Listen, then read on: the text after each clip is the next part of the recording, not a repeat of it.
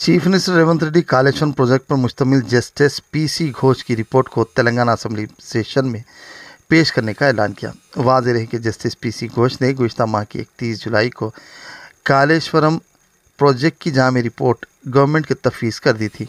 Assembly session के दौरान अराकीन से तजावीज़ात लिए जाएंगे, बाज़ाम मुस्तक़बिल का लाहे अमल मुरतब किया जाएगा। चीफ मिनिस्टर रेवंत रेड्डी ने मीडिया कॉन्फ्रेंस से खिताब में मज़ीद तफसीलात बताई। इस मौके पर रियासती वज़रा, अराकीन असम्बली, पार्टी कायदीन दीगर भी मौजूद थे। व्यूवर्स, हमारे फेसबुक, यूट्यूब और इंस्टाग्राम पेज पर लाइक, सब्सक्राइब, फॉलो, कमेंट्स और शेयर करना न भूलें ताकि फ्रीलांस जर्नलिज्म की फलाह बखा को यकीनी बनाया जा सके।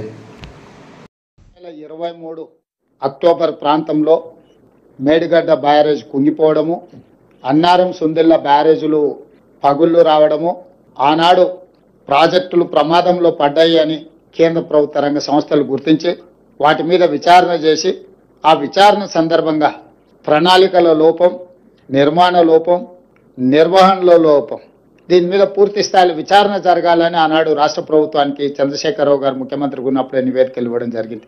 ఇందులో లోపభూయిష్టమైన నిర్ణయాలు, అవినీతి, అశ్రిత పక్షపాతము, నిర్లక్ష్య వైఖరి, ఎన్నో లోపాలతో కూడుకున్న నిర్ణయాల వల్ల ఈరోజు దాదాపుగా 1,00,000 కోట్ల రూపాయలు పెట్టి నిర్మించిన కాళేశ్వరం ప్రాజెక్టు పూర్తిగా కూలిపోవడం, చంద్రశేఖరరావు గారిని, హరీష్ రావు గారిని, ఈటెల రాజేందర్ గారిని నోటీస్ ఇచ్చి పిలవడం ద్వారా 16 నెలల తర్వాత మొన్న 31 తారీఖు నాడు 665 పేజీల సుదీర్ఘమైన నివేదికను తెలంగాణ రాష్ట్ర ప్రభుత్వానికి పీసీ ఘోష్ కమిషన్ అందించడం జరిగింది. వీటి నేపథ్యంలో ఊరు మార్చి, పేరు మార్చి, అంచనాలు మార్చి, అవినీతికి పాల్పడి అక్రమాలకు పునాదులు వేసి నిర్మించిన కాళేశ్వరం ప్రాజెక్టు ఈరోజు కూలిపోయింది. స్పష్టంగా కమిషన్ ఇందులో ఈ వివరాలన్నిటినీ పొందుపరిచింది. దానికి సంబంధించిన ప్రజాప్రతినిధులు, ఐఏఎస్ అధికారులు, ఇంజనీరింగ్ నిపుణులు, నిర్మాణ సంస్థలకు సంబంధించి పూర్తి వివరాలను విశ్లేషణాత్మకంగా వారు రిపోర్ట్ ఇవ్వడం జరిగింది.